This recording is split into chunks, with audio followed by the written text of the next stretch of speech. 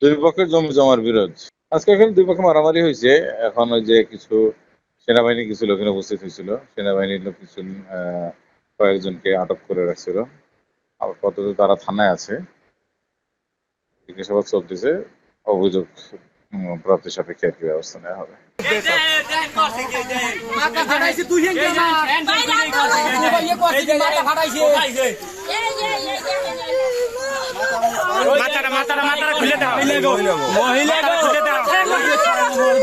সেনাবাহিনীতে চাকরি করে বলে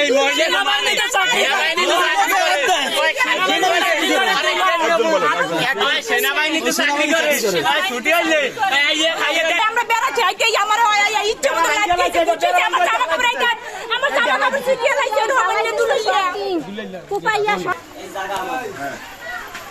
আমাদের আমরা ঘর উঠেছি।